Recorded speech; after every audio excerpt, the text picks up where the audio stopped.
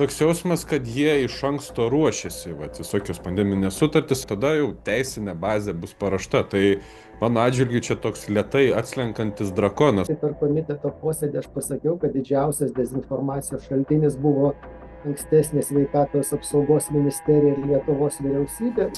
Mačiau, kad jūs buvote balandžio 27 dienos proteste. Ir dabar artėjo birželio 10 dienos dar vienas protestas prieš nekilnojamojo turto mokestį, kuris vyks būtent tą dieną, kai vyks balsavimas. 2008 metais, būdamas finansų ministru, Adžius tvirtino, kad jokia krizė Lietuvai negresia, su finansais viskas gerai. 2009 metais Lietuvos ekonomika krito maždaug 15%.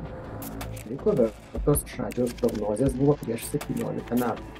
Ir dėl to mes turime tokią mokesčių reformą, kuri dar kartą praktiškai neabejoju smogs Lietuvos ekonomikai.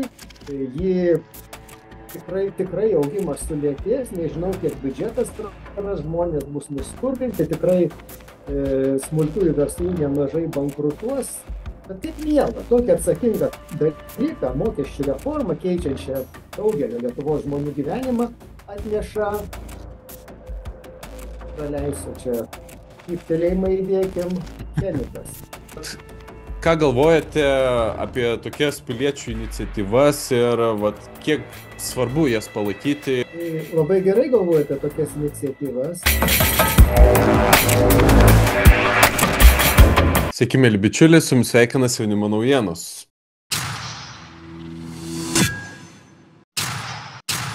Šiandien laidoje dalyvauja docentas, buvęs Sveikatos teisės instituto vadovas, Seimo narys Rimas Jankūnas. Sveiki, Rimai.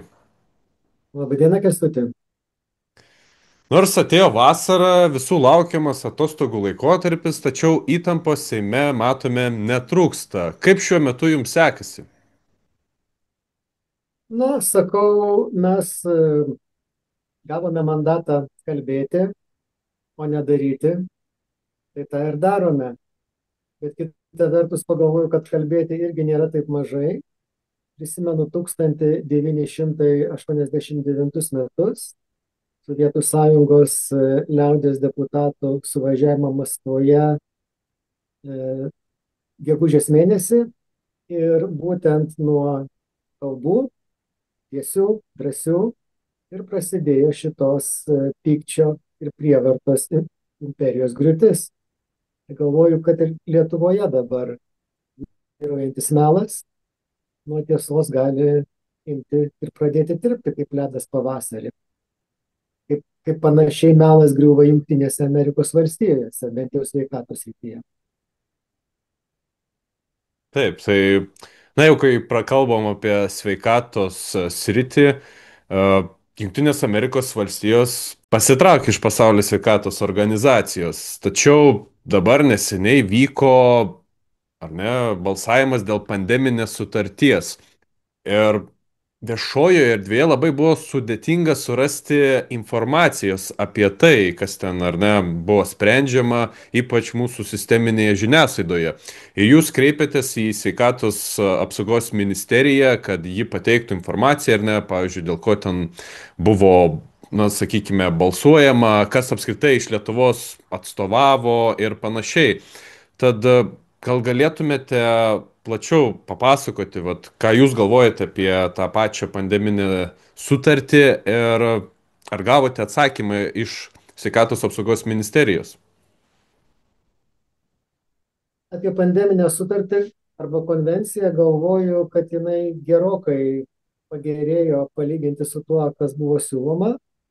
Tačiau mano nuomonė vis tiek tai, ką jie daro, yra nepriimtina, nors dingo reikalavimai dėl privalomų įpareigojimų, kuriuos PSO galėtų duoti, jų nebėra, bet centralizuotas, koordinuojamas medicinos produktų, įskaitant vaistus, vakcinas, tarp jų kaukės, testus ir panašiai pirkimas, atseit 10% pasaulio farmacijos kompanijos duotų dovanų, o kitus 10% prieinama kaina. parduoti. Reiškia, tie 10% duomenų, nu, neieškokite kvailių, mes puikiai suprantame, kad tai bus dovanos besivystančiams šalims, o tos 10 kitų procentų tai bus skirtos ir kompensuoti tiems nuostoliams, kurios kompanijos patirs dėl dovanų ir jų pelnui, nekalbant apie tą kainą, kurią reikės mokėti už įsigijimą. Tai vienas iš klausimų turėtų būti, ar mes sutinkame iš savo dabar barškančio biudžeto finansuoti kitas šalis. Ir kitas dalykas, kuris man labai nepatinka, tai yra trūkumas to, kad būtų galima užkirsti kelią naujai vadinamai pandemijai. Juk praktiškai nekyla abejonių, kad koronaviruso vadinamosios pandemijos kilmė buvo laboratoriniai eksperimentai Uhano Kinijoje laboratorijoje, beje, Jungtinių Amerikos valstijų finansuoti, vadinami funkcijos sustiprinimo, o gal įgyjimo tyrimai. Tai yra toks dalykas, kaip viruso tam tikra funkcija laboratoriškai stiprinama. Na, geri ketinimai galėtų būti tokie, kad o kas būtų, jeigu tas virusas sugebėtų peršokti, pavyzdžiui, nuo paukščių žmogui ir užkrėsti, mes būsim nepasiruošę. Tai darom eksperimentus, sukuriam dirbtinius virusus ir tada vaistus prieš juos. Bet praktikoje išėjo taip, kad sukūrėme tą dirbtinį virusą, jisai paspruko iš laboratorijos, nežinia kaip, matyt, kad užsikrėtė keli laboratorijos darbuotojai ir galiausiai turėjome pasaulinę koronaviruso krizę. Tai apie tai nieko nešnekama, rūpinamasi farmacijos kompanijų pelnais, esminės problemos yra nesprendžiamos, dėl to aš manau, kad turime pasakyti tvirtą ne šitai sutarčiai, bet dėja diskusijų nebuvo, pamėginsime inicijuoti, tik ratifikavimo dar tikrai toli, kadangi net ir norėdama Lietuva dar negalėtų ratifikuoti, nes trūksta vieno priedo prie sutarties, tai yra to viso mechanizmo, kaip tie 20%, kurie bus PSO pirkimas, tas koordinuojamas tų produktų, tai kaip ten viskas vyks, tos tvarkos mes neturime, reiškia, dar užtruks, pakol jinai bus sutarta. Na, o paskui turėtų būti ratifikavimo procedūra vienoje šalyje, balsuojant Lietuvoje, tai būtų balsavimas Seime. Na, bijau, kad dabartinis Seimas, nenaudodamas smegenų, tiesiog pakels rankas ir tiek. Tai štai tokią turime situaciją. Tačiau iki tol, na, aš pasistengsiu, kad taip tyliai nepraeitų. Būtinai pasiūlysiu klausimus sveikatos reikalų komitete, kad ateitų visuomenės atstovai ir pabandysim šitą dalyką pajudinti, matyt, kad užgožė kiti reikalai, skaitant tą pačią mokesčių reformą ir iš tikrųjų taip tas reikalas praėjo tyliai. Na, bet kol kas nieko neįvyko, galime dar pakovoti, galbūt užtempti ir iškelti šitus klausimus, kurie tikrai svarbus. Juk pasižiūrėkime mūsų kaimynė Lenkija, jis susilaikė, tai galima sakyti, faktiškai balsavo prieš. Ir atrodo, ar daug mes nuo Lenkijos skiriamės, bet aš Lenkiją pasakysiu, žaviuosi. Jeigu aš prieš 25 metus kreivai ją žiūrėjau, su savo kreivais keliais ir įvairiausiom nesąmonėm, tai ta nuomonė keitėsi. Na ir dabar aš gana daugeliu atveju Lenkijai pavydžiu, džiaugiuosi, kad esame vienoje frakcijoje su 3 šauniais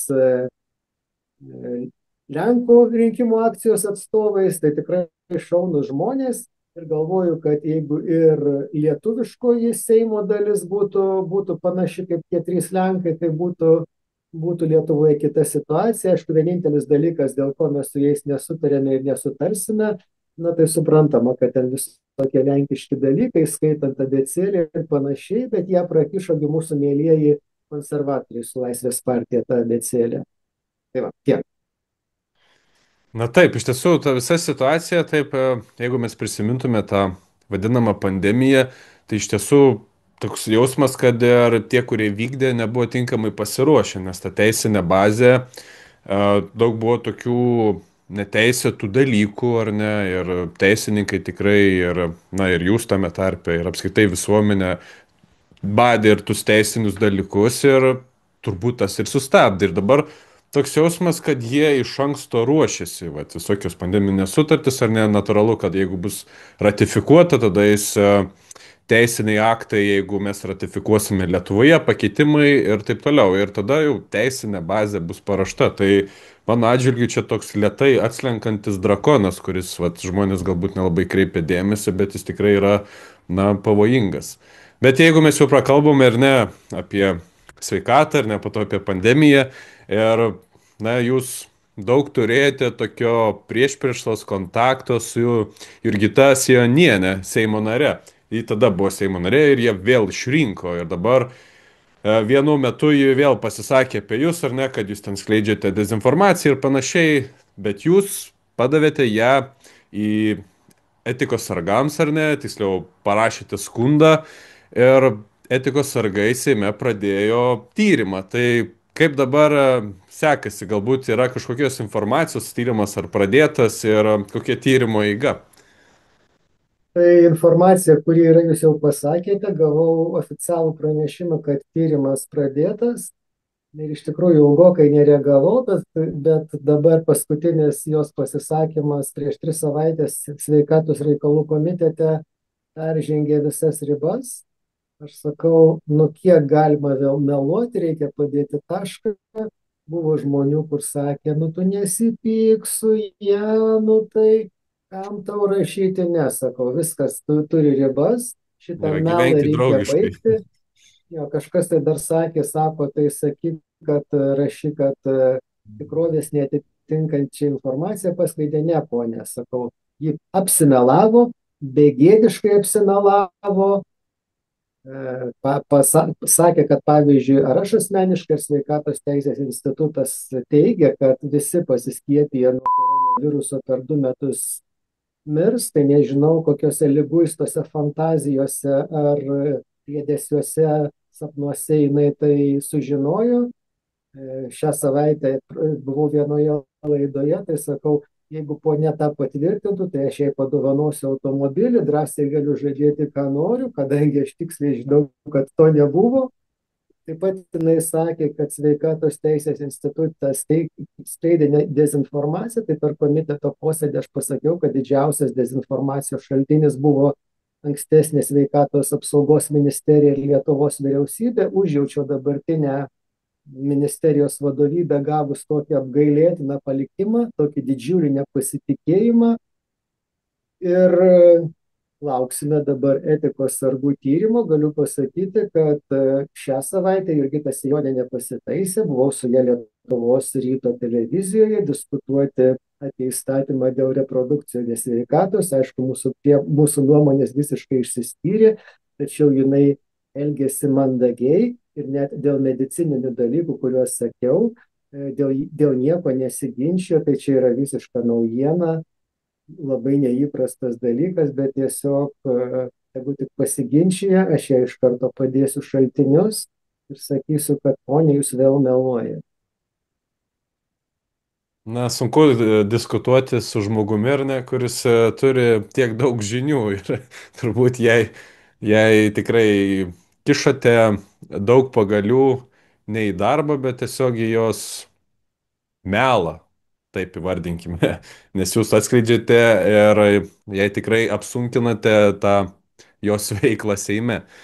Tačiau dabar taip pat, ar ne, yra svarbus dalykai sveikatos sistemoje, kuriuos mes vat ir paminėjome, kurie vyksta ir tuo pačiu metu yra iš kitos pusės labai svarbus dalykai su mokesčių reforma. Ir valdantieji, jiems buvo nesvarbu susirinkusiųjų tūkstančių žmonių nuomonė katedros aikštėje, kai susirinko dešimtis tūkstančių žmonių. Jiems buvo nesvarbu verslininkų nuomonė, nes jie surinkė forumą ir ten aiškiai pasakė, kad tai pakenks ir Lietuvos ekonomikai ir forumą inicijavo 200 verslo asociacijų.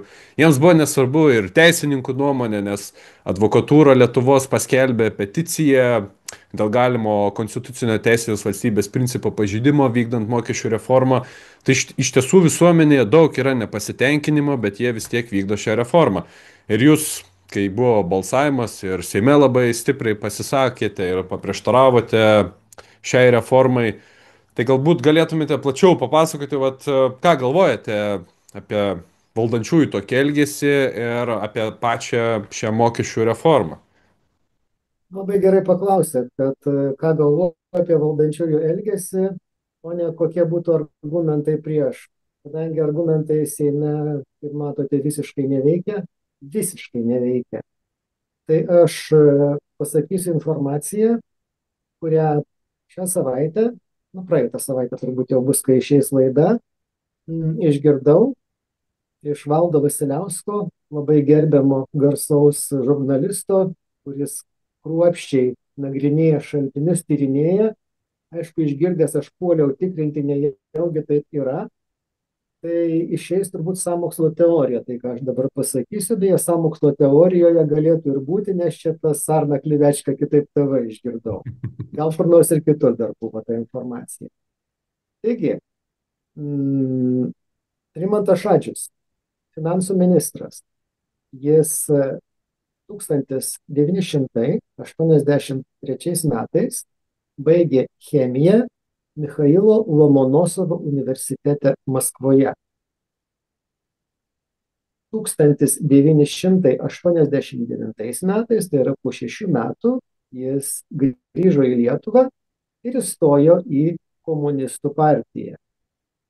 Man patikrinti nepavyko, tačiau Valdo Vasiliausko duomenimis jis įstojo į platforminę komunistų partiją, tą, kuri organizavo sausio 13-osios perversmą, ta, kurioje buvo Burokevičius, Jarmalavičius, Kolelis ir mūsų miela Grybauskaitė, ir kurią palaikė tuometinis judėjimas nukreiptas prieš Lietuvos nepriklausomybę, vienybė, jedinstvo, jednoščiai. Toliau yra kitų faktų jo biografijoje. Šitus jau aš pats atsimenu, jau čia ir tikrinti nereikia. 2008 metais, būdamas finansų ministru, Šadžius tvirtino, kad jokia krizė Lietuvai negresia, su finansais viskas gerai. 2009 metais Lietuvos ekonomika krito maždaug 15%. Štai ko vertos Šadžiaus prognozės buvo prieš 17 metų. 2014 metais ponas Šadžius vėl buvo finansų ministru, nepatikėsite. Jisai sakė, kad įvedus eurą kainos nekils. Kas iš to jo pažado išėjo, visi vėliau pastebėjome. Ir dabar žinokit, jisai vėl sako, kad su šita reforma viskas gerai ir žmonės nenukentės. Tai vyšnė ant torto, žinokit, būtų jo senelis. Jo senelis, pasirodo, buvo Tarybų socialistinės respublikos liaudies komisaras ir vadovavo lito sunaikinimui, tai yra Lietuvos banko nacionalizavimui 1940 metais. Tai su kuo turime reikalą? Manau, kad čia viskas pasakyta ir aš būtinai tą pasakysiu Seime, nežinau ką ir kada, bet užduosiu tuos klausimus ir ponas Šadžius turės, manau, kad jisai jau ruošia atsakymus ir versiją, ką jisai tuos 6 metus veikė, ką tenai studijavo, nes galbūt pagrindinis jo išsilavinimas yra visai ne chemija. Bet kaip miela, tokį atsakingą dalyką, mokesčių reformą, keičiančią daugelio Lietuvos žmonių gyvenimą, atneša, praleisiu čia, pyptelėjimą įdėkim, chemikas. Na taip, iš tiesų tokie. Dar jį prisimenu beje, kai dirbo vaistų kontrolės tarnyboje, jisai buvo sveikatos apsaugos viceministras. Žmogus, kuris iš viso nieko nesupranta sveikatos apsaugoje. Aš prisimenu ilgus kelių valandų pokalbius su juo apie nieką. Žmogui reikėjo aiškinti paprasčiausius dalykus. Jis uždavinėdavo visiškai nevykusius nei į temą klausimus. Laikas būdavo sugaištas veltui, kadangi jo išsilavinimas netinka nei finansams, nei medicinai. Tai man atrodo, kad ir finansuose yra jisai toks pats specialistas kaip ir medicinoje. Ir dėl to mes turime tokią mokesčių reformą, kuri, na, dar kartą, praktiškai neabejoju, smogs Lietuvos ekonomikai. Ji tikrai augimas sulėtės, nežinau, kiek biudžetas praras, žmonės bus nuskurdinti, tikrai smulkiųjų verslų nemažai bankrutuos. Na, čia jau ne mano nuomonė, čia ekonomistų nuomonė, ašgi ne specialistas, aš tiesiog skaičiuoti moku. Kaip jisai paaiškino, kad su dizelino akcizo sumažėjimu apyvartos ten kritimą planavome, kad čia šiek tiek sumažės surinkimas akcizo apyvarta. Pala, ponas Šadžiau, jūs planavote, kad pasienio rajonuose degalinėse apyvarta sumažės dvigubai? Tai čia jūsų toks planas? Tai aš labai nenorėčiau, kad jūs dar ką nors priplanuotumėte dabar. Tai tikrai mūsų balsai nieko nepakeis, bet kalbėti mes mandatą turim ir mes tikrai kalbėsime ir aš tikrai kalbėsiu ne vienas. Tikrai Valius Ąžuolas pasisakys neprasčiau už mane. Ir Ignas Vėgėlė, už to žmonės aš esu tikras. Na taip, iš tiesų labai gerai, kad jūs ir pasisakote ir, kaip minėjau, ir pasisakėte tada. Bet įdomu tai, kad iš tiesų iš pat pradžių buvo ir iš valdančiosios, kur tikrai daugiau žmonių balsavo prieš ir tada savo prasidėjo visokie, kad čia reikės rimtai pakalbėti, čia bus rimti pokalbiai ir žodžiu ateina kita diena ar ne, tiksliau, na buvo antradienis, tada ketvirtadienis ir jau prabalsuoja, nežinau, realiai visi ir labai mažai žmonių Seimo narių balsavo jau tada tik prieš. Ar, na, vat jūs, kai vat buvote Seime, tai matėte tą situaciją, kaip jums taip iš šalies atrodo, va tokie, nežinau, kas ten spaudimai, nespaudimai, kas ten taip vyksta, kad ir tokie įdomus pasisakymai, kad vos ne, jeigu balsuosi prieš, tai gali net svarstyti etikos komisijose ar netekti kažkokių pareigų, nes, žodžiu, kažkam ten nusižengi, lyg Seimo nario mandatas nebūtų laisvas. Taip, čia tuo viskas ir pasakyta. Ne, aš tų kalbų gyvai negirdėjau. Ta, ką sakote, aš sužinojau perskaitęs BNS pranešimą, pasišlikštėjau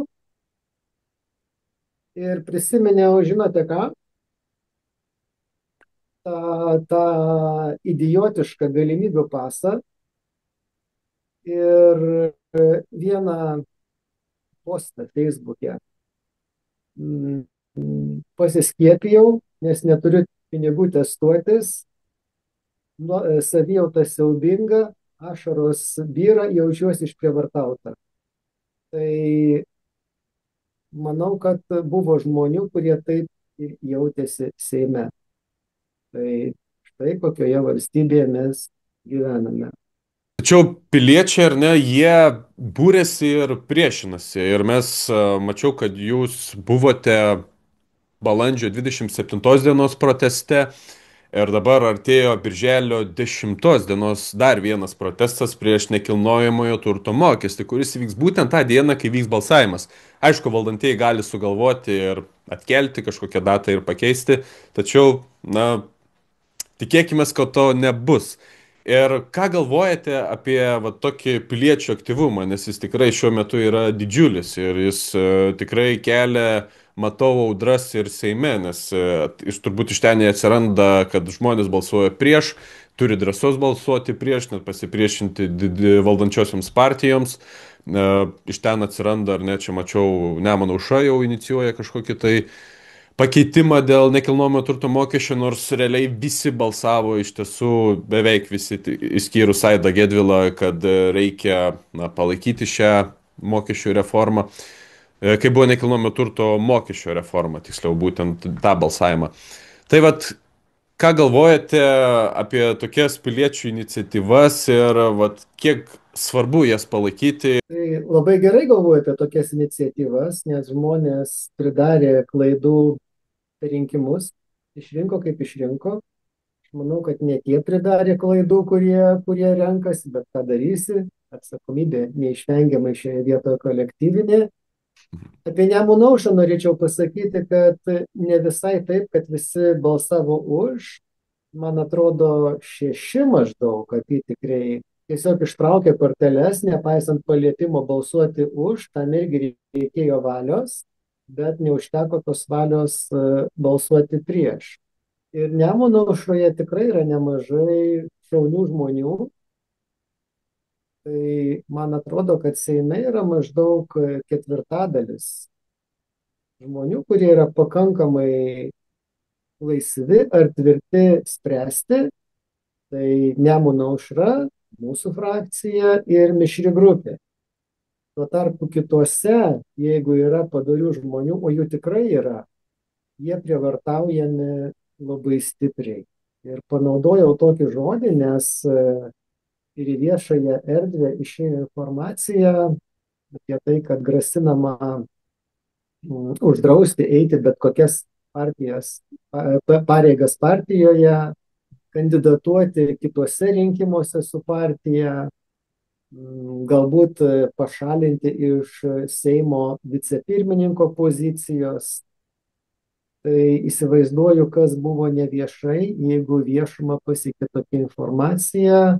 Tų pačių kalbų aš negirdėjau, čia aš tiesiog perskaičiau ir man šitą istoriją priminė vieną Facebooko postą, kai moteris pasiskiepijusi, kad gautų galimybių pasą tą nelaimingą, parašė: jaučiuosi siaubingai, jaučiuosi išprievartauta, ašaros byra. Tai manau, kad buvo Seimo narių, kurie jaučiasi panašiai, bet manau, kad jeigu esi Seime, tai tiesiog turi suprasti, ko ten esi ir nestatyti savo asmeninės ateities po 3,5 metų į pirmą vietą ar partinės karjeros į pirmą vietą, jeigu pakankamai daug Seimo narių suprastų, kam jie išrinkti, ką jie atstovauja, tai jiems būtų žymiai lengviau apsispręsti, o vieną kartą padarius padorų sprendimą, antrą, patikėkite, daryti jau yra lengviau. O kai Ir visą turbūt laiką... atvirkščiai po to. Taip, o kai padarai vieną kompromisą su sąžinė, tai tada jau lengviau daryti ir kitus. Tai nebijokite. Man atrodo, kad aš nežinau, kas sprendžia, tiesą sakant. Manau, kad spaudimą didįjį daro premjeras ir Skvernelis. Žemaitaitis pats yra prispaustas su savo bylomis. Tai jis nėra, netikiu, kad jis yra pilnai savarankiškas savo sprendimuose ir galbūt irgi elgesi prieš savo valią. Ir todėl turim, ką turim. Ir jeigu šitie, 100 praktiškai Seimo narių, kurie neabejoju, kad nemaža dalis mano kitaip, staiga pradėtų elgtis atsižvelgdami, ką sako sąžinė ir ko nori jų rinkėjai, tai situacija pasikeistų ir galbūt ne tik šioje vietoje, bet ir pasauliniai sveikatos organizacijai galbūt būtų sunkiau prakišti savo sutartis. Taip, suprantu, kad nemažai Seimo narių nesupranta tų pavojų, bet galbūt jie įsiklausytų į argumentus, kai nejaustų spaudimo. Tai tiesiog norisi, kad konstitucija veiktų, o Seimas dirbtų tai, kam jis yra išrinktas. Tai noriu tik padėkoti, kad sutikote dalyvauti laidoje, padėkoti už jūsų darbą Seime, stebime, matome jūsų iniciatyvas, matome jūsų kalbas, Ačiū už jas, ačiū, kad atstovaujate rinkėjus ar ne, nekeičiate savo įsitikinimų ar, nežinau, balsavimų po rinkimų, kaip dažnai būna, prižada vieną, o po to gauna žmonės visai ką kitą. Tai dar kartą ačiū ir iki. Iki, ačiū.